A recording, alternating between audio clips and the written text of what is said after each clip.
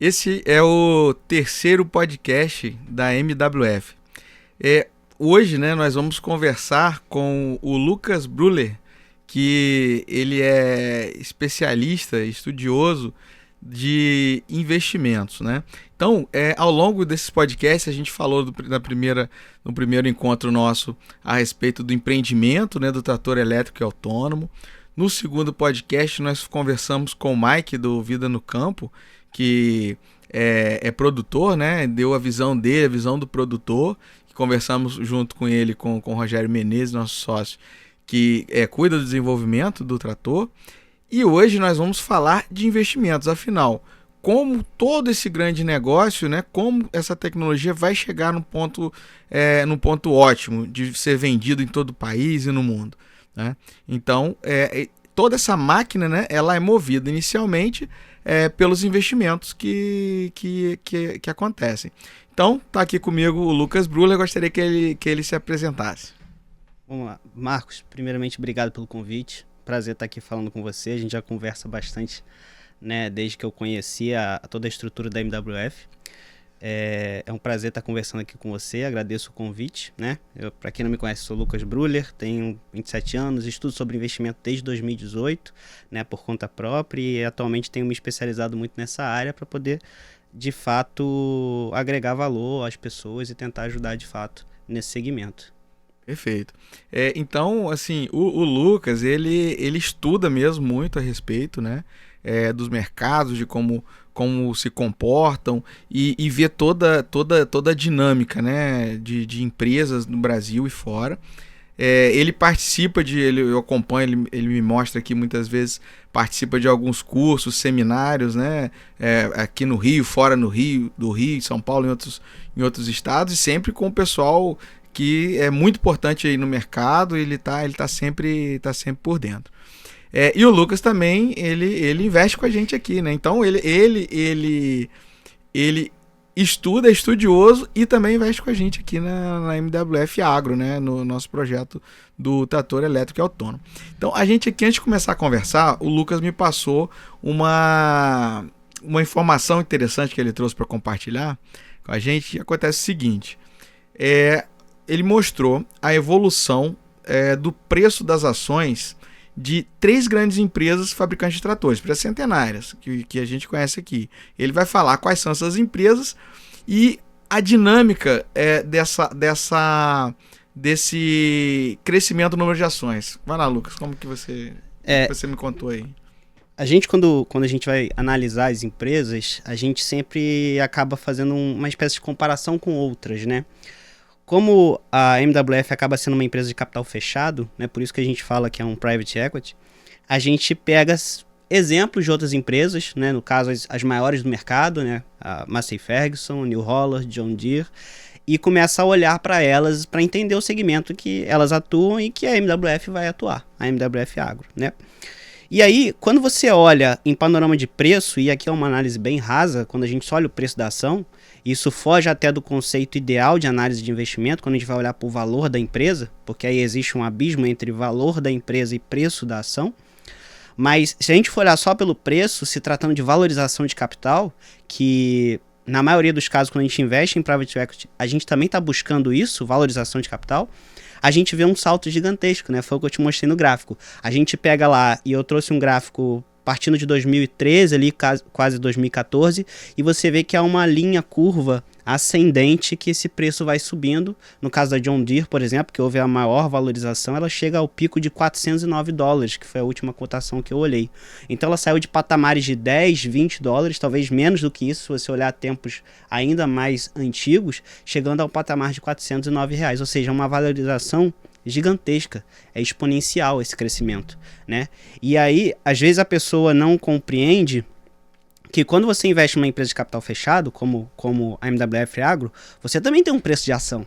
Mesmo que ela não esteja cotada na bolsa, mesmo que você não esteja vendo aquele preço sendo piscando ali, verde, vermelho, esse preço, ele varia com o tempo. Ele cresce também, né? E essa é a tendência do investimento. É isso que a gente busca também nesse investimento.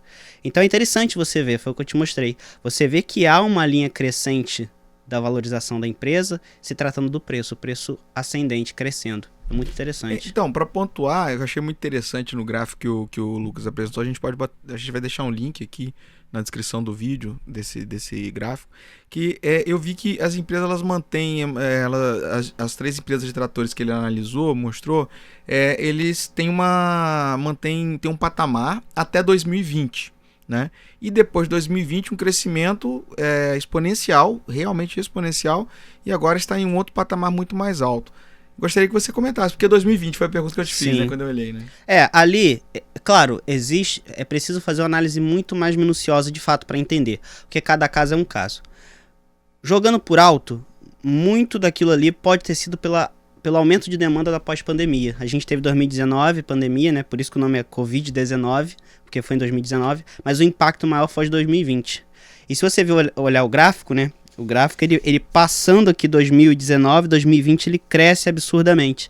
Então, provavelmente, é claro, cada empresa a gente precisa avaliá-la individualmente, mas provavelmente foi por esse aumento de demanda, seja de alimentos, seja de produção, houve esse aumento exponencial e com isso subiu o preço das ações. Claro, podem ter fatores específicos daquela empresa.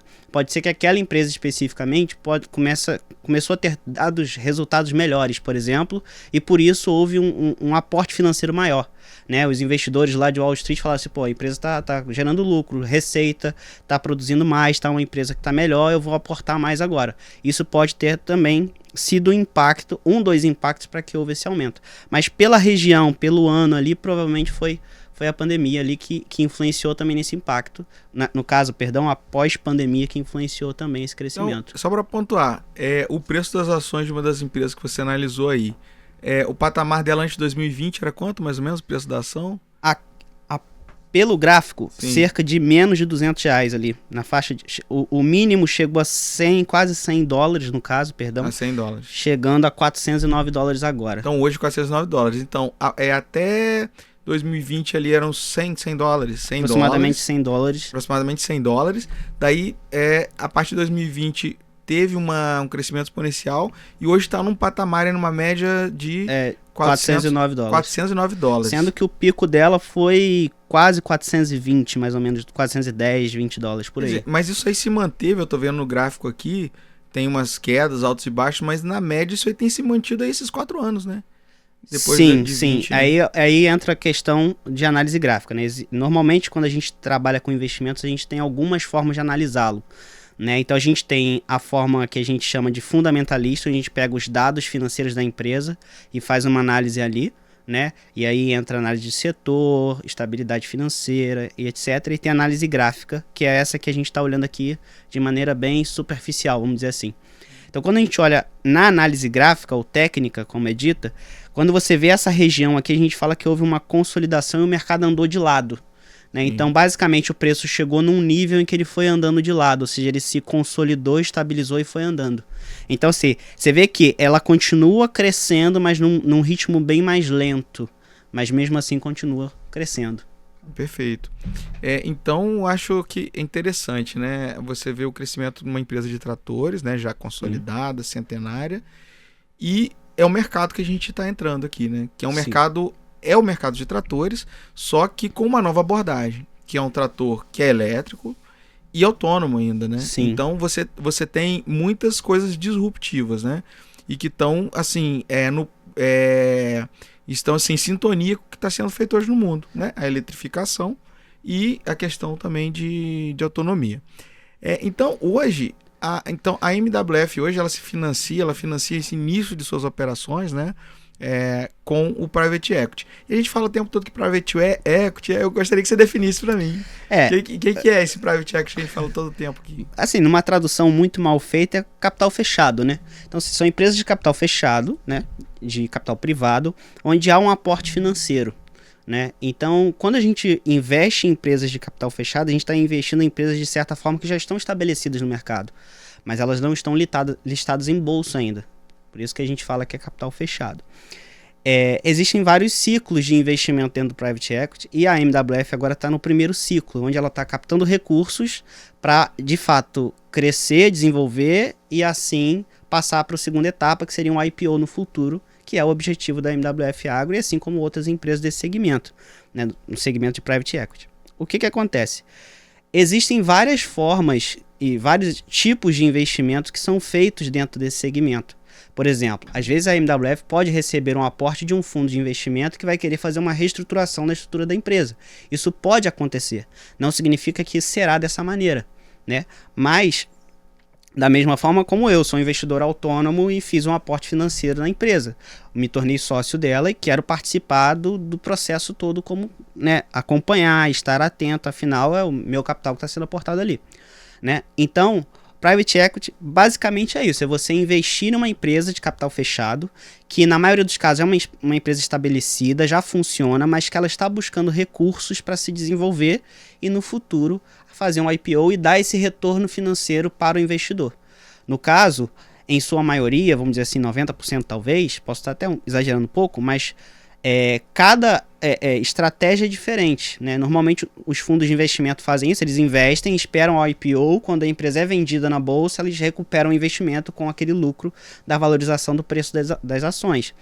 Outros que têm uma metodologia, por exemplo, de investir no valor da empresa no longo prazo, como é o meu caso, eu já invisto pensando nessa empresa por muitos anos. Tipo assim, eu quero investir nela, acredito que ela vai se desenvolver, acredito no potencial dela, então eu quero ficar com ela por muitos e muitos anos. Então vai muito da metodologia da pessoa.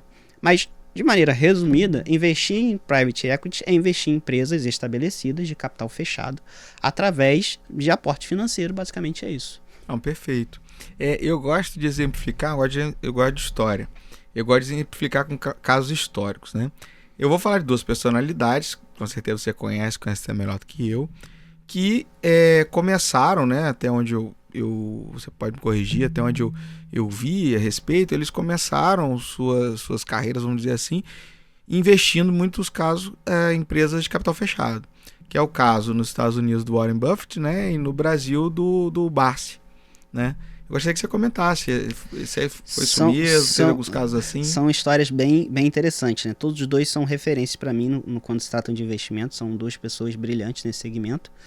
E o Warren Buffett, todos os dois tiveram realidades um pouco diferentes.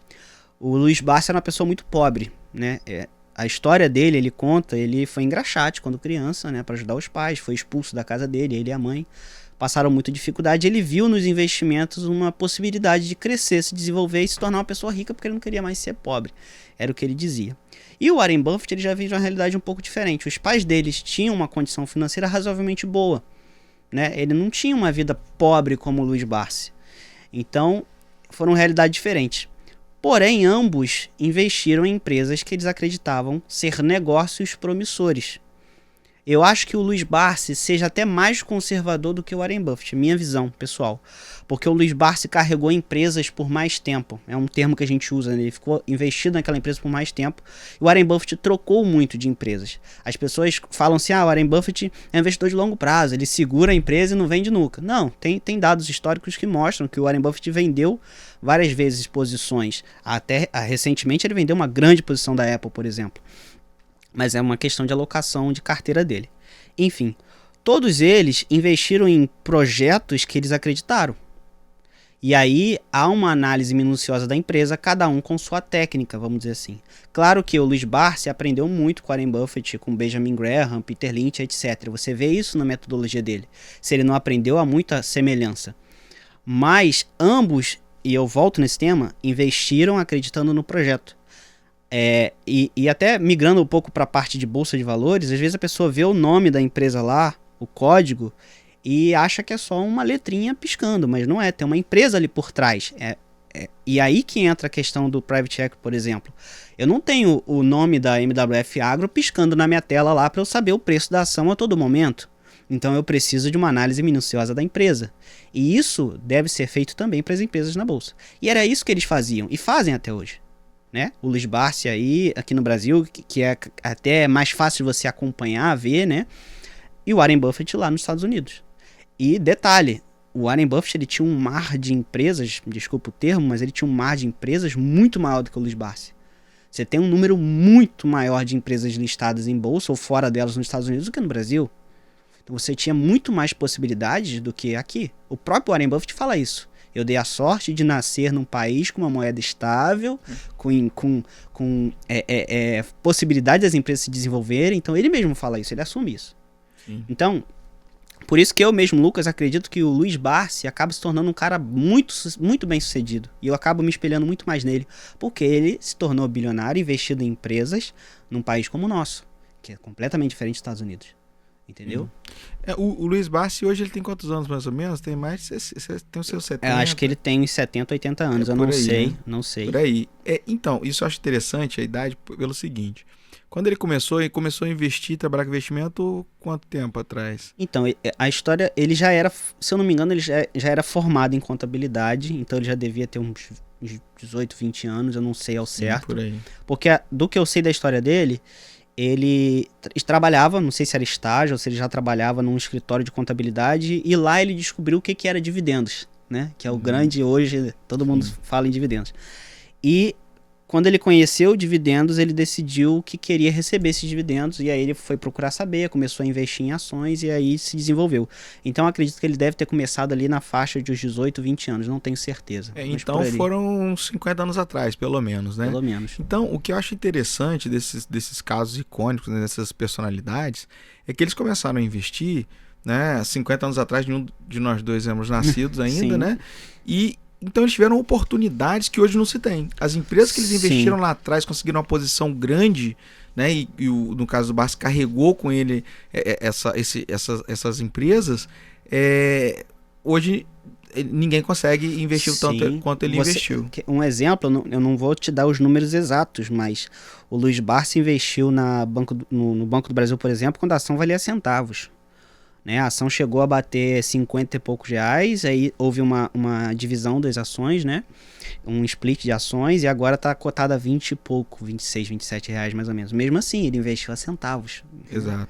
Então, quer dizer, se for trazer para os dias de hoje, você, por exemplo, investiu com a gente, quem que te dá as informações da empresa? Você costuma pegar as informações com quem? No caso da MWF, com você. Comigo. Então, eu sou sócio fundador da empresa, sou sócio de outras empresas do grupo, participo da direção, né, de muitas delas, de muitos negócios. Então, você consegue ter as informações direto do diretor, do dono. Sim. Quem consegue isso hoje? O Barsi consegue isso hoje, porque ele construiu relações lá atrás. E hoje é muito respeitado na área. Não. Isso, né, sim, e aí entra outros pontos, né? Vamos lá. Quando a gente vai avaliar uma empresa, como eu disse anteriormente, a gente tem modos de análise, são técnicas de analisar. A gente tem a análise técnica e gráfica, onde a gente vê os gráficos. A gente tem a análise fundamentalista, a gente pega os fundamentos da empresa. Existe também a análise quantitativa, né, que a gente pega números, mas eu acho que isso está muito inserido dentro da análise fundamentalista. Mas todas essas análises são possíveis ser feitas de empresas de capital aberto. Porque você vai no site de RI da empresa, tem todas as informações lá, eles são obrigados a colocar.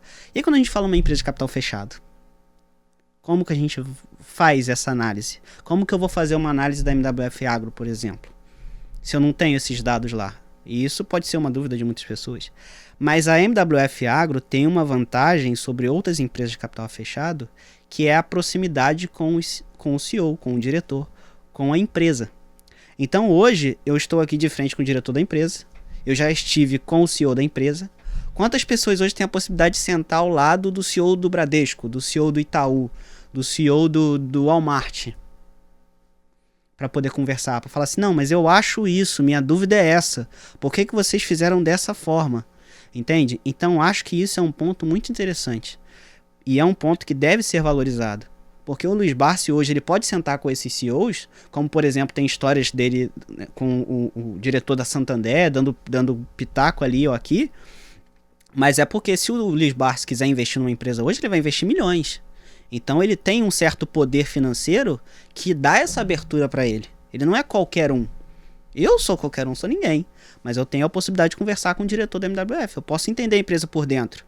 Né? Se eu falar assim, pô Marcos, eu quero me dar informações sobre a empresa, o que eu posso aprender sobre a empresa? E você me passa as informações, né? E aí, quando você vai fazer essa análise da empresa de capital fechado, na minha visão, a principal análise que precisa ser feita é a análise de pessoas. Porque hoje a MWF Agro, basicamente, são as pessoas que estão lá dentro. Eu não tenho ainda relatórios financeiros consolidados. A empresa está se estruturando, está crescendo, graças a Deus, está se desenvolvendo. Então, a análise que eu faço é quem é o Marcos, quem é o Alexandre, como é que é o trabalho desenvolvido, como eles desenvolvem o trabalho, como eles atuam, qual a tecnologia que eles dominam. E assim, a gente desenvolve uma análise e chega numa conclusão. Então, acho que uma das vantagens de se investir na MWF, por exemplo, é essa abertura que você tem de conseguir as informações diretamente com você ou com o Alexandre, por exemplo. Até uma questão que eu queria conversar com você a respeito de perfil de crescimento, né? Como é o crescimento das empresas de tecnologia. Uhum. No Brasil, a gente tem poucas empresas de tecnologia. Você conta nos dedos as que tem mesmo real. Eu digo real pelo seguinte, vou contar um caso para você, que tem muito, eu percebo, né, no nosso meio, né, empresarial e muitas vezes de investimento, que o pessoal faz muito mimetismo, né, imita muito o que acontece nos Estados Unidos simplesmente por questão de imitar. O pessoal, por exemplo, chegou a um ponto em que a indústria, os investidores americanos preferiam empresas de apps, de softwares a hardware, por exemplo. Mas porque eles já tem um desenvolvimento de hardware muito grande, de muitos anos. O Brasil não tem isso ainda, e por causa dessa moda, teve um período que isso aí era todo mundo, não, eu só invisto em empresa de software, de app. Poxa, mas por quê, né? Porque é feito assim nos Estados Unidos. Então, acontece, né? Aconteceu algumas bolhas de aparecer startups, né? Que não tinham aquilo que se prometia e acaba sempre lá na história triste. Agora, o que eu acho interessante é que o que é hoje a ponta da indústria de tecnologia nos Estados Unidos? É a indústria de lançamento de satélites. Então a gente vê, a mais famosa delas é a Starlink, que tem seus satélites lançados pela SpaceX, né? Tem a Blue Origin, né? Tem várias outras nos Estados Unidos. Então, essa moda, pra você ter uma ideia, eu vi um podcast essa semana, alguém me passou um trecho, de teses de investimento que no Brasil o pessoal querendo botar dinheiro em empresas que vão fazer apps para satélites que serão lançados.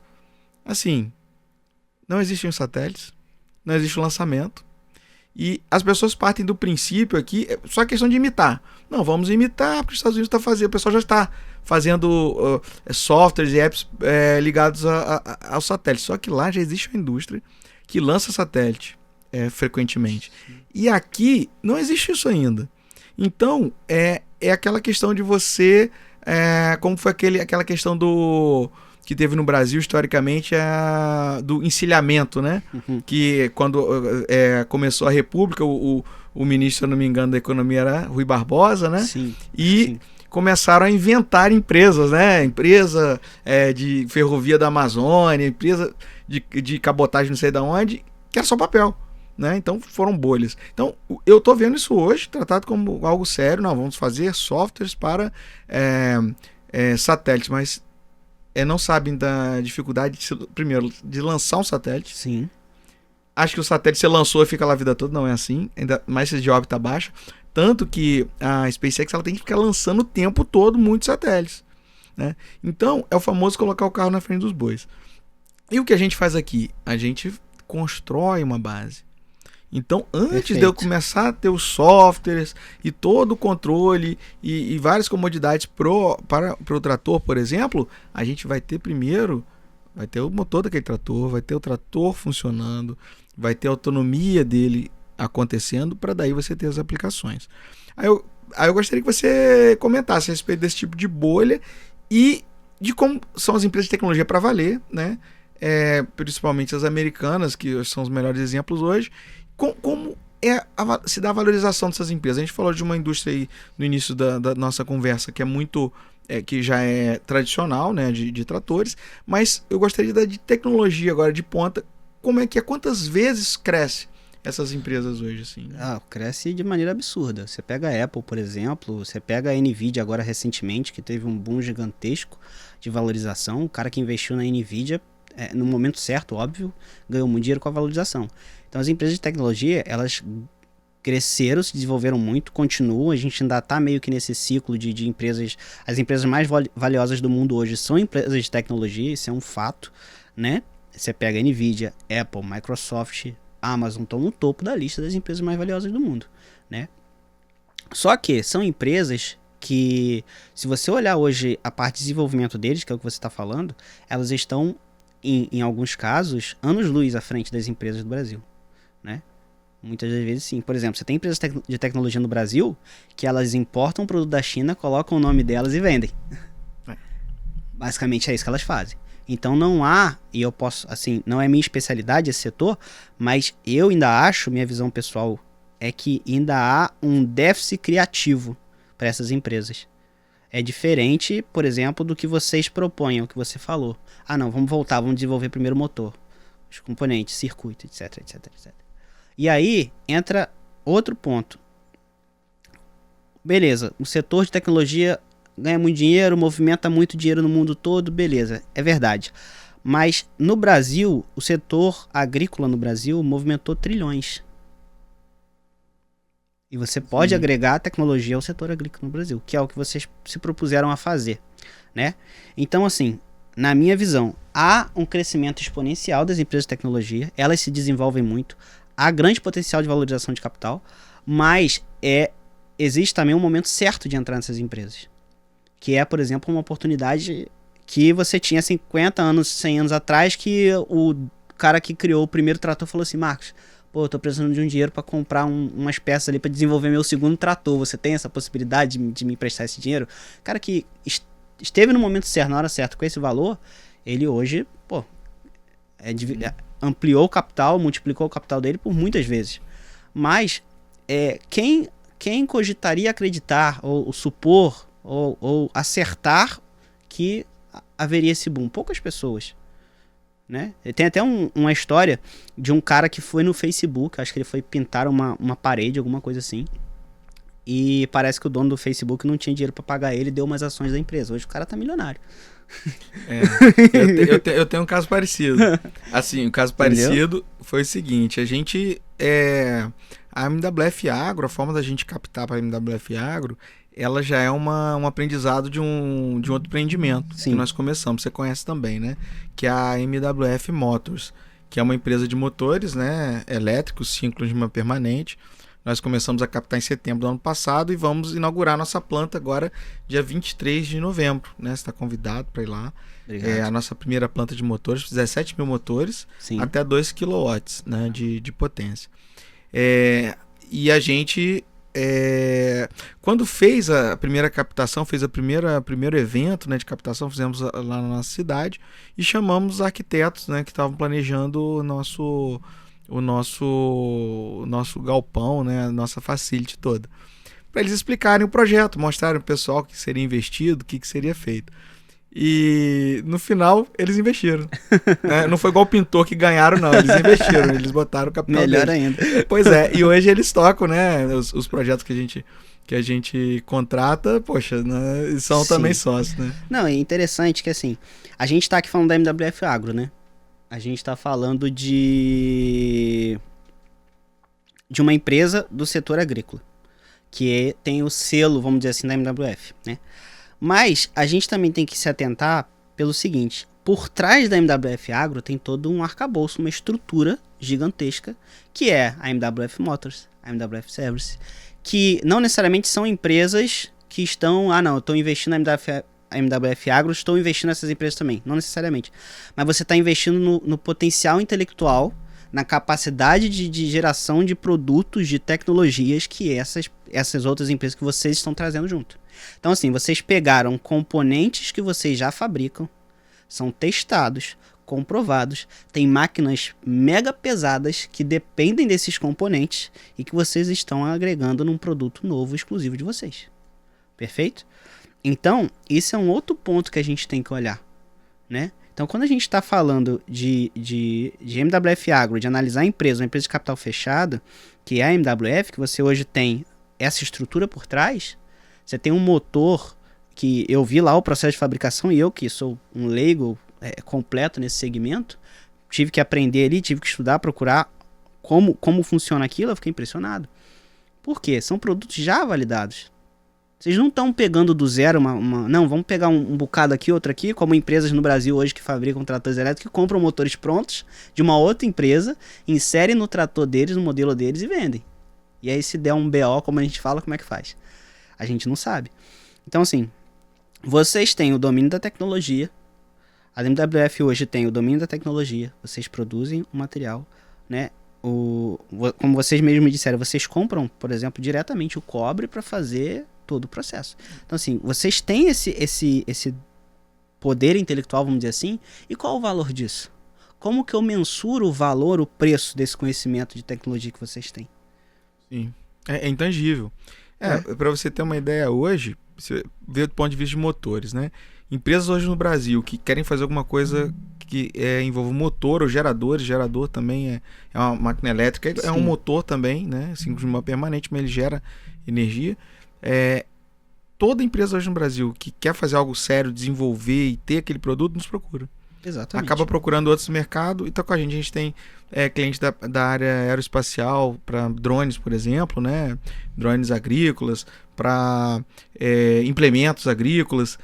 E quer dizer, as empresas nos procuram fazer isso. E a MWF Agro já vai ter isso tudo. Ela vai ficar, inclusive, no mesmo parque fabril da empresa de motores, né? Sim. Então os motores já vão sair dali da fábrica já para o galpão do lado, já para ser colocado na... Ou seja, tem componentes eletrônicos da MWF que estão em aeronaves, por exemplo.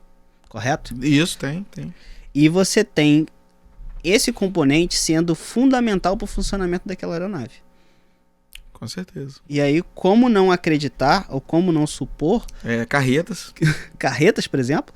Como não acreditar que essa tecnologia implementada num trator que vocês estão desenvolvendo, que vocês têm um domínio tecnológico, vocês têm um domínio intelectual daquilo. Como não acreditar que é um produto que vai dar certo? E já deu certo. Perfeito. Entendeu? Perfeito. Quando a conversa é boa, o tempo voa, né? Então, gostaria de agradecer ao Lucas Bruller por ter participado dessa conversa. Espero que ele participe de outras ocasiões com a gente. Eu gostaria, né, de convidar também o pessoal da região aqui de Macaé. A gente vai fazer um evento em Macaé, o Lucas acho que vai estar lá. Estarei, 19 de outubro, de 9 às 10 da manhã no Hotel Comfort, lá em Macaé, na Praia de Cavaleiros. Nós vamos falar aqui como você pode ter acesso ao investimento no agro, né, através da MWF. E para despedir, eu gostaria que você falasse seus últimos recados aí. Obrigado, Marcos, mais uma vez pelo convite. Eu estarei lá em Macaé, conversando com as pessoas, tratando de investimentos. Será uma excelente oportunidade de quem quiser conhecer mais a fundo essa parte. Estar lá, eu acho que é fundamental. E para encerrar, eu quero usar um exemplo. A gente esteve na Rio Innovation Week aqui no Rio de Janeiro e eu estive conversando com alguns gestores de fundos de investimento e durante uma palestra lá perguntaram para eles qual os setores que vocês estão investindo hoje, que vocês estão buscando investir. E eles responderam tecnologia e agronegócio. Então assim, a MWF Agro é a junção dos dois. Então assim, participem lá em Macaé se vocês puderem, acho que vai ser muito bom. Agradeço, Marcos, pela oportunidade, estou sempre à disposição de vocês para os que precisarem, qualquer dúvida também, estou à disposição de todo mundo. Excelente. Muito obrigado, Lucas. Obrigado, Marcos. Até a próxima. Até a próxima.